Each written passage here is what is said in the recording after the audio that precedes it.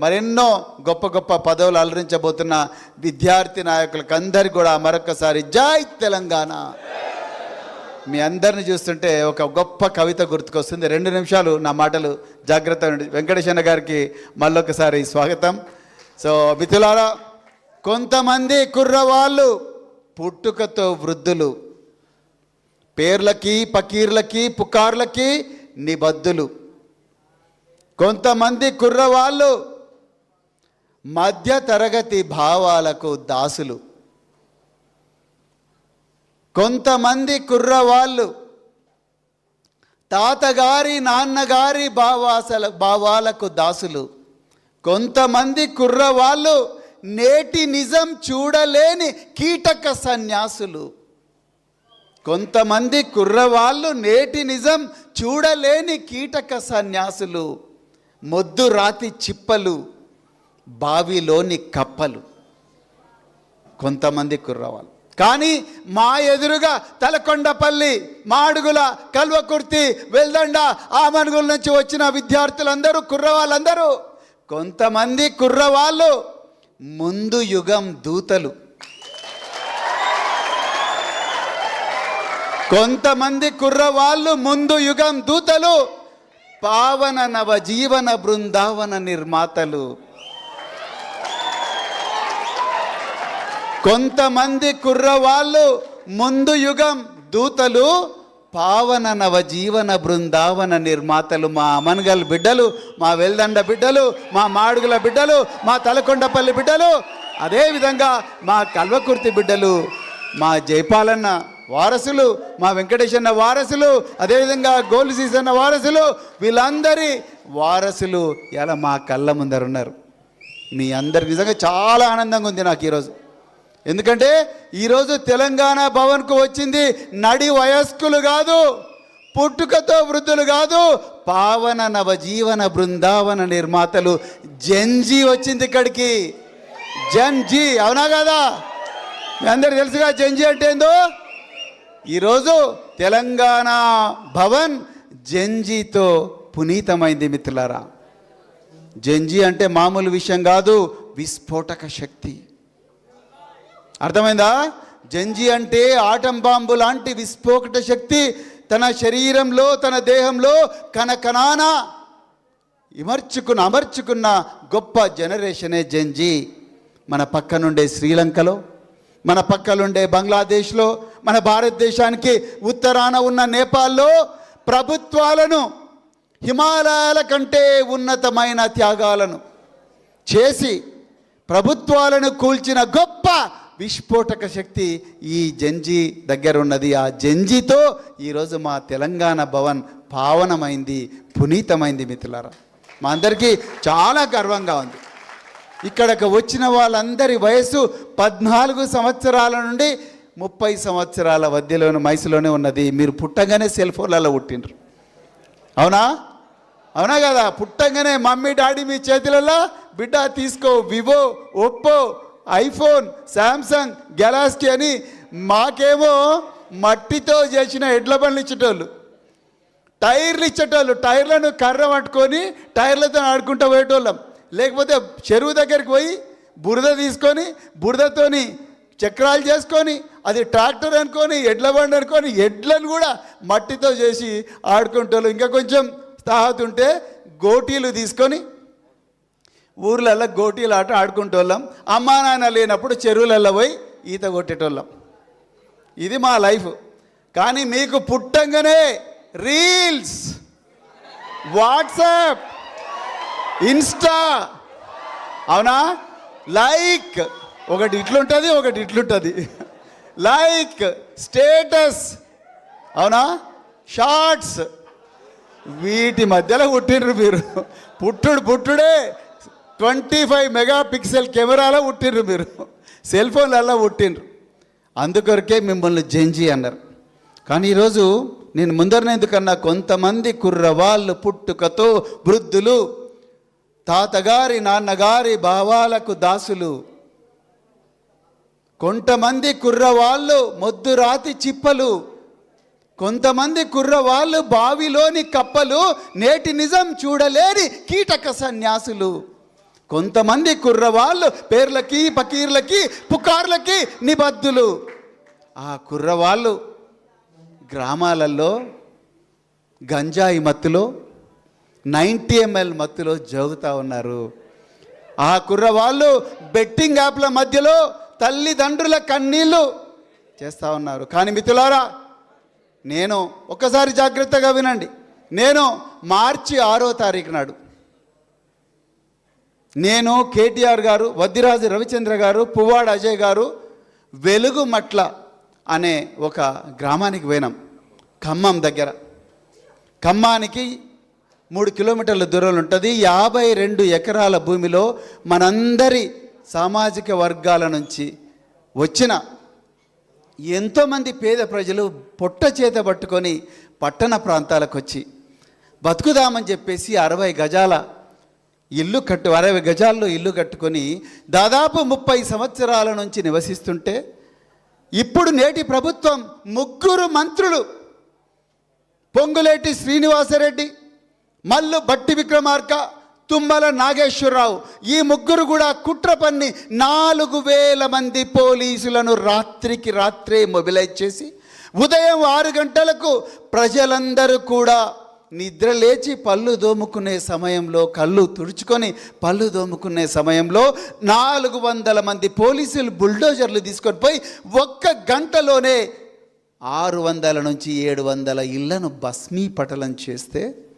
ఒక్క అమ్మాయి సలోమి, జాగ్రత్తగా వినాలి మిత్రులారా, ఒక్క అమ్మాయి సలోమి బిఎడ్ చేస్తూ, అమ్మో నాకు ఎగ్జామ్ ఉంది అయినా కూడా మా అమ్మ నాన్న దుక్కి దున్ని మొక్క నాటి మొక్కకు నీళ్లు పోసి పుట్ల కొద్దీ పంట తీసి కాళ్ళ నొప్పులున్నా కీళ్ళ నొప్పులున్నా కొడవళ్ళు పట్టుకొని పొలాలలో కైకీలు చేసి పైసా కూడబెట్టి సంపాదించిన మా ఇల్లును పోలీసులు, ఈ 3 దుర్మార్గులు, మంత్రులు, దోపిడీదారులు, వీళ్ళు మా ఇల్లును కూలగొడుతున్నారు. మా అమ్మా నాన్నకు అడ్డం పోవాలి, వాళ్ళను రక్షించుకోవాలి, మా ఇల్లును రక్షించుకోవాలని రాయబోయే ఎగ్జామ్ను కూడా వదిలేసి ఆ బిడ్డ అస్థి పంజరం లాంటి ఒక అమ్మాయి వచ్చి అడ్డుకున్నది. బుల్డోజర్లకు అడ్డంగా నిలబడ్డది. నా కళ్ళల్లో ఆ అమ్మాయి చెప్తుంటే నీళ్ళు వచ్చినాయి. ఎక్కడ పోయింది తెలంగాణ? ఎక్కడ పోయారు ఈ నవ యువకులు? ఎక్కడ పోయారు సిరిపురం యాదయ్య వారసులు? శిశాంత్ రెడ్డి, వేణుగోపాలరెడ్డి, సిరిపురం యాదయ్య, సాయి కుమార్ కెమికల్ ఇంజనీర్, ఆయన శవాన్ని మోసిన నేను. సిరిపురం యాదయ్య శవాన్ని మోసాను, ఇషాంత్ రెడ్డి శవాన్ని మోసాను. ఠాగూర్ ఆడిటోరియం ఎదురుగా ఉదయం 6 గంటలకు వేణుగోపాల్ రెడ్డి వచ్చి చనిపోయాడు. ఇషాంత్ రెడ్డి చావు అయితే విచిత్రమైన చావు. ఉస్మానియా యూనివర్సిటీ సెంట్రల్ లైబ్రరీ ఎదురుగా ఉదయం 6 గంటలకు ఉస్మానియా యూనివర్సిటీలో నేను పడుకొని ఉంటే మా ఏసీపీ రామచంద్రన్ వచ్చి, సార్ మన పెట్రోలింగ్ వాళ్ళు ఠాగూర్ ఆడిటోరియం ఎదురు ఒక శవం ఉంది సార్, ఆ శవం ఏందో అని అంటున్నారంటే మేము పోయి చూస్తే ఆ శవం దగ్గర ఒక చిట్టి దొరికింది. ఆ చిట్టిలో ఏముందయ్యా అంటే, పెద్దమ్మ తల్లి నీకు నేను మొక్కుకున్నా, నేను తెలంగాణ వ్యతిరేకులు నిజామాబాద్ బై ఎలక్షన్లలో ఓడిపోతే నేను నీకు ప్రాణం ఇస్తాని మాట ఇచ్చిన తల్లి, తెలంగాణ వ్యతిరేకులు ఓడిపోయినరు తల్లి, అందుకొరకే మాట ఇచ్చినట్టుగా నా ప్రాణాన్ని నీకు అర్పిస్తున్నానని చెప్పి ఠాగూర్ ఆడిటోరియం ఎదురుగా ఇషాంత్ రెడ్డి ప్రాణాలు తీసుకుంటారు. ఇషాంత్ రెడ్డి శవాన్ని మేము, ఎర్రోల సీను, బాలు, సుమను, కళ్యాణ్, రకరకాల పార్టీలకు పోయినరొచ్చు, పెడమర్తి రవి, కళ్యాణ్, శ్రీకాంతరావు, వీళ్ళందరూ అప్పుడు గొప్ప నాయకులు క్యాంపస్లో.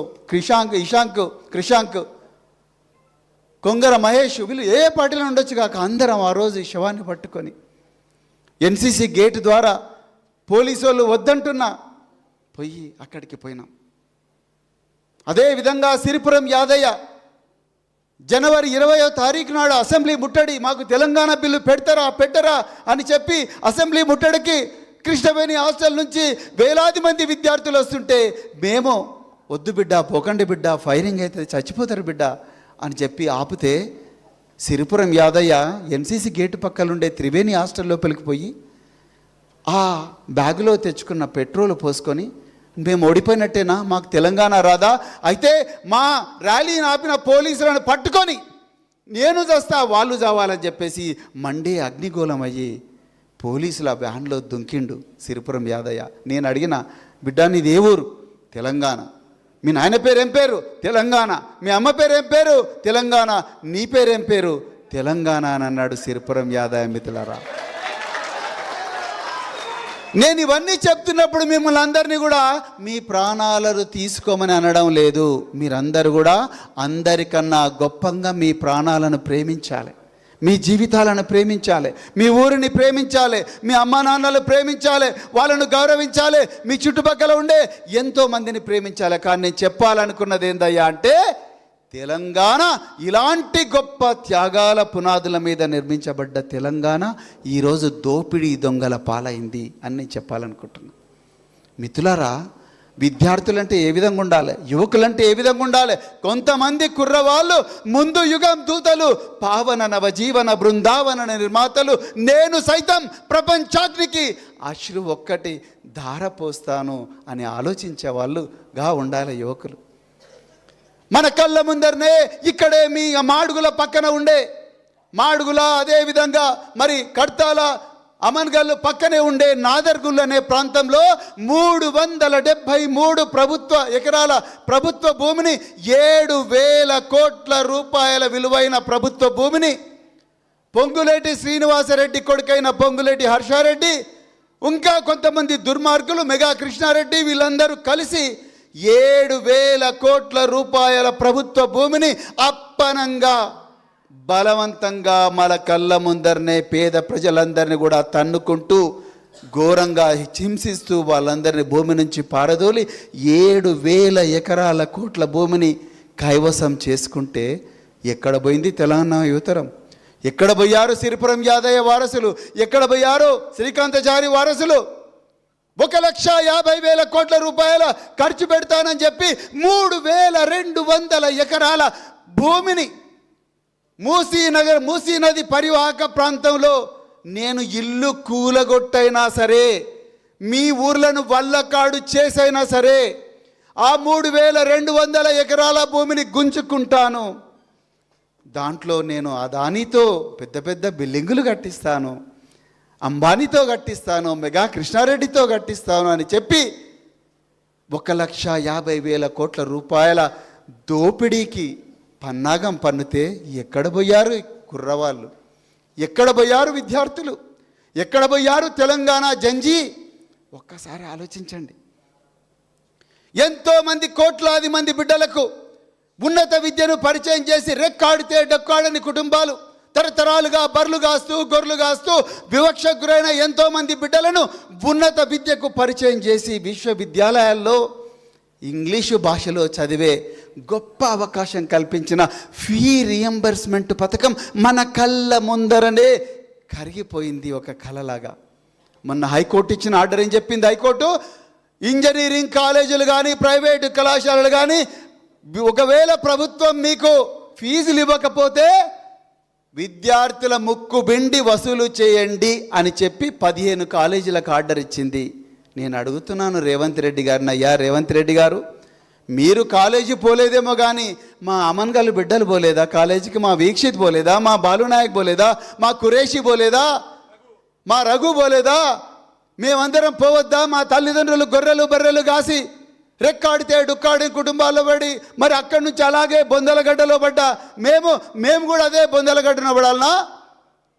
మేము చదువుకోవాలని ఆనాడు కేసీఆర్ గారు ఎంతో గొప్పగా రాజశేఖర రెడ్డి గారు ప్రారంభించిన ఒక గొప్ప ఫీ రీయింబర్స్మెంట్ పథకాన్ని కేసీఆర్ గారు కూడా కంటిన్యూ చేసి ఇంకా గొప్పగా తయారు చేస్తే 10,000 కోట్ల రూపాయల బకాయిలు పెట్టి ఆ ఫీజులు అడిగిన కాలేజీలను కేసులు పెడతాం బిడ్డ అని బెదిరించి ఇప్పుడు లోపాయికారిగా హైకోర్టులో వాదించకుండా ప్రైవేటు కళాశాలలకు అనుకూలంగా తీర్పొచ్చినా మిన్నకుండా ఉండి విద్యాశాఖ మంత్రిగా ఉన్న రేవంత్ రెడ్డి, ముఖ్యమంత్రిగా ఉన్న రేవంత్ రెడ్డి మొన్న ఇబ్రహీంపట్నంలో ఏవిఎన్ రెడ్డి అనే ఒక బీజేపీ ఎమ్మెల్సీ పెట్టిన లేక్ ఫీల్డ్ ఇంటర్నేషనల్ స్కూల్కు రిబ్బన్ కట్ చేయనిక పోయిండు.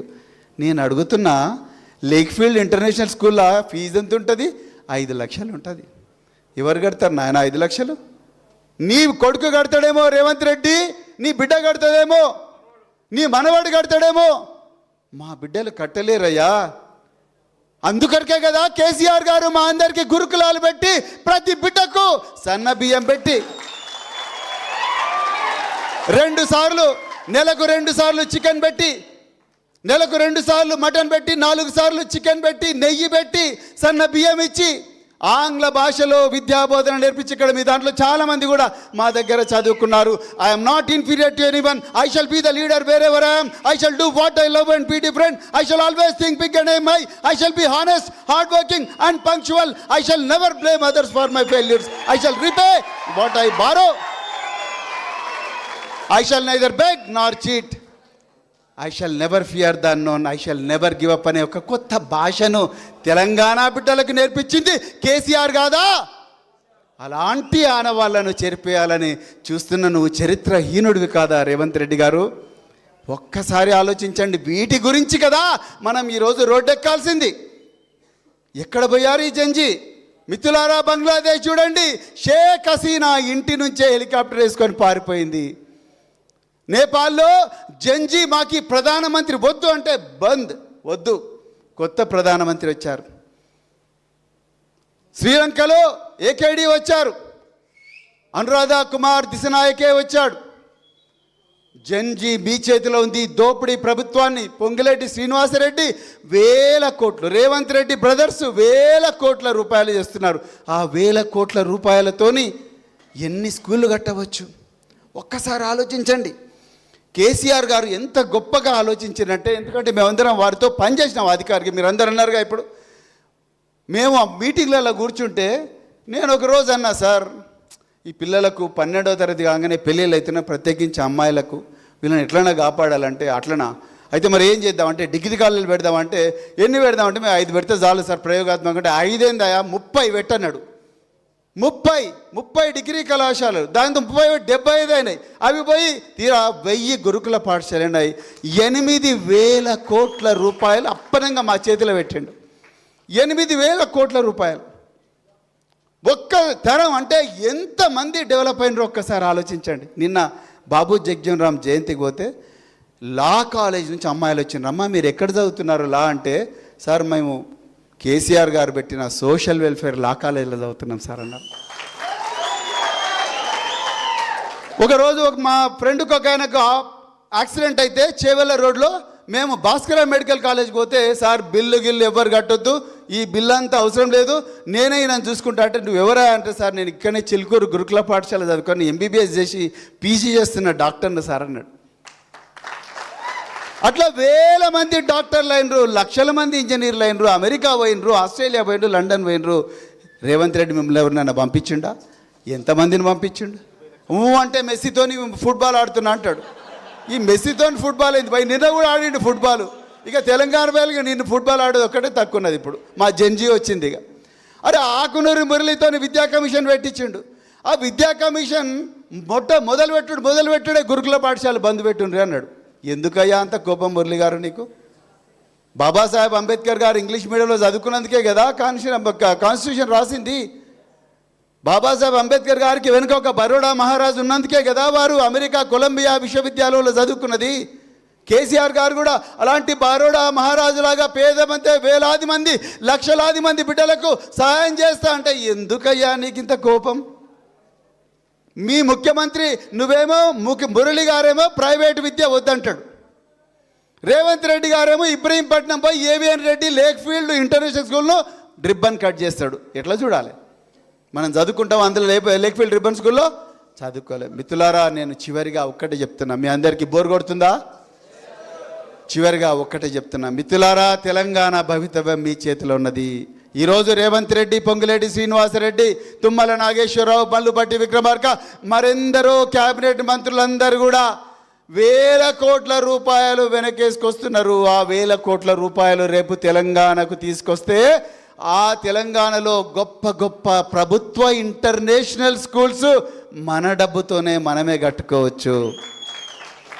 కేసీఆర్ గారు మీలాంటి బిడ్డలందరినీ 20,000 మందిని కాంట్రాక్టర్లుగా తయారు చేసి మీరందరూ కూడా బెంజి కార్లలో తిరగాలని, రేంజ్ రోవర్ కార్లలో మా పేద బిడ్డలు కూడా తిరగాలని కలలు కన్నారు. కానీ మీ అందరికి ఒక నిజం చెప్తే మీరు పరిశాన్ అవుతారు మిత్రులారా. కానీ రేవంత్ రెడ్డి ఈ 20,000 మంది కాంట్రాక్టర్ల పొట్టగొట్టి మొత్తం కూడా బడా కాంట్రాక్టర్లకు ఇచ్చే విధంగా జీవో తీసుకొచ్చి ఎస్సీ ఎస్టీ బీసీ మైనారిటీ వర్గాల అందరు కూడా మీరు రోడ్ల మీద మీకెందుకుగా కాంట్రాక్టర్లు, మీరు పోయి బర్రెలు కాయండి గొర్రెలు కాయండి అనే విధంగా ఇలా తయారు చేసిండ్రు. నేను ఇవాళ చూసిన tender notification SC ST BC మైనారిటీలకు ఎక్కడ రిజర్వేషన్ లేదు. కేసీఆర్ గారు కలెక్టర్లందరికీ కూడా కాన్ఫరెన్స్ పెట్టి చెప్పి బరాబరి పేద వర్గాలకు చెందిన వాళ్ళకి ఇవ్వాలంటే, నాకు తెలిసిన వాళ్ళు చాలామంది పిల్లలు సెకండ్ హ్యాండ్ బెంచ్ కార్లు కొనుక్కున్నారు కాంట్రాక్ట్లు చేసి. విద్యార్థులు సెకండ్ హ్యాండ్ బెంచ్ కార్లు, ఎందుకంటే మొదటి అంటే 1 crore అవుతుంది, సెకండ్ హ్యాండ్ బెంచ్ కార్లు కొనుక్కున్నారు. రాబోయే రోజుల్లో మనమందరం కూడా ఈ రేవంత్ రెడ్డి ప్రభుత్వాన్ని గద్దె దించాల్సిన అవసరం ఉన్నది. లేకపోతే దించుదామా వద్దా? 2 చేతులు ఎత్తి చెప్పండి, 2 చేతులు ఎత్తి చెప్పండి, దించాలనా వద్దా? బరాబర్ దించాలి మిత్రులారా. మీరు కేవలం ఆమన్గల్లుకు మాత్రమే పరిమితం కాకుండా, తలకొండపల్లికి మాత్రమే పరిమితం కాకుండా పక్కనుండే కేశంపేటకు చెప్పండి, పక్కనుండే షాద్నగర్ చెప్పండి, మాడుగుల వాళ్ళు ఇబ్రహీంపట్నం చెప్పండి, ఇబ్రహీంపట్నం వాళ్ళు నాగార్జున సాగర్లకు చెప్పండి, చింతపల్లిలకు చెప్పండి, మాలోలకు చెప్పండి, అక్కడి నుంచి అచ్చంపేటకు చెప్పండి, అచ్చంపేట నుంచి నాగర్ కర్నూలుకు పోవాలి, నాగర్ కర్నూలు నుంచి కొల్లాపూర్కు పోవాలి, కొల్లాపూర్ నుంచి వనపర్తికి పోవాలి, వనపర్తి నుంచి జడ్చర్లకు పోవాలి, జడ్చర్ల నుంచి పెబ్బేరు దాటి కృష్ణమ్మ దాటి నడిగడ్డకు పోవాలి, గద్వాలకు పోవాలి, అలంపూర్కు పోవాలి, అలంపూర్ నుంచి ఆసిఫాబాద్కు పోవాలి, ఆసిఫాబాద్ నుంచి గజ్వేల్కి రావాలి, గజ్వేల్ నుంచి జైరాబాద్కి రావాలి, అక్కడి నుంచి యాదాద్రికి రావాలి, అక్కడి నుంచి కోదాడకు పోవాలి, చివరిగా కొడంగల్ పోవాలి. కొడంగల్ పోయి రేవంత్ రెడ్డి గల్లబట్టి ఆయన గద్దె దించాలి. అక్కడి నుంచి పొంగులేటి శ్రీనివాసరెడ్డి పాలేరుకు పోవాలి, పాలేరులో పోయి అక్కడి నుంచి ఆయన దోపిడీ చేసిన డబ్బులన్నీ ముక్కు విండి వసూలు చేసి వీళ్ళిద్దరూ రేవంత్ రెడ్డి పొంగులేటి శ్రీనివాసరెడ్డి ఆ డబ్బులన్నీ కూడా పేద బిడ్డల కోసం ఖర్చు పెట్టాలి. మళ్ళొక్కసారి చెప్తున్నా, సలోమిని గుర్తుపెట్టుకోండి, సలోమిని గుర్తుపెట్టుకోండి. వెలుగుమట్లలో ఆ ధ్వంసాన్ని అడ్డుకున్న సలోమిని గుర్తుపెట్టుకోండి. మీరందరూ కూడా ఆ విధంగా పోరాడడానికి మీరు సమాయత్తం కావాలని ఈరోజు మా జయపాలన్న ఎంతో గొప్పగా మిమ్మల్ని అందరినీ కూడా తీసుకొచ్చినందుకు మీకు ధన్యవాదాలు చెప్తూ, రాబోయే రోజుల్లో మీరు ప్రతి చోట కూడా మొన్న అప్పారెడ్డిపల్లి పోతే మాడుగుల మండలంలో యువకులందరూ కలిసి మా చెరువును కాంగ్రెస్ వాళ్ళు కబ్జా చేస్తున్నారని ఆ చెరువు గట్ట మీద కూర్చున్నారు. అగ్రికల్చర్ యూనివర్సిటీకి పోతే మాకు స్టైపెండ్ వస్తలేదు అని చెప్పేసి విద్యార్థులందరూ పోరాటం చేస్తూ ఉన్నారు. మీరు ఆ విధంగా ప్రతి చోట కూడా పోరాటం చేయాలి. మీ కోదాడ సమస్య కొడంగల్ సమస్య కావాలి, అలంపూర్ సమస్య ఆసిఫాబాద్ సమస్య కావాలి, ఆమన్గల్ సమస్య కడతాల సమస్య కావాలి, బెల్దండ సమస్య కల్వకుర్తి సమస్య కావాలి, కల్వకుర్తి సమస్య మరి సిరిసనగండ్ల సమస్య కావాలి. మనమందరం కూడా బాబాసాహెబ్ అంబేద్కర్ గారు చెప్పినట్టుగా స్వేచ్ఛ, సమానత్వం, సమన్యాయం, సౌభ్రాతృత్వంతో మనందరం కూడా ముందరికి పోవాలని చెప్తూ, మరొక్కసారి మీరందరూ కూడా మరి తెలంగాణ భవన్ను పునీతం చేసినందుకు మీ అందరికి కూడా హృదయపూర్వక ధన్యవాదాలు చెప్తూ, జై తెలంగాణ. గట్టిగా చెప్పండి భయ్, జై తెలంగాణ. కేసీఆర్ గారి నాయకత్వం, కేటీఆర్ గారి నాయకత్వం, హరీష్ రావు గారి నాయకత్వం, జై తెలంగాణ.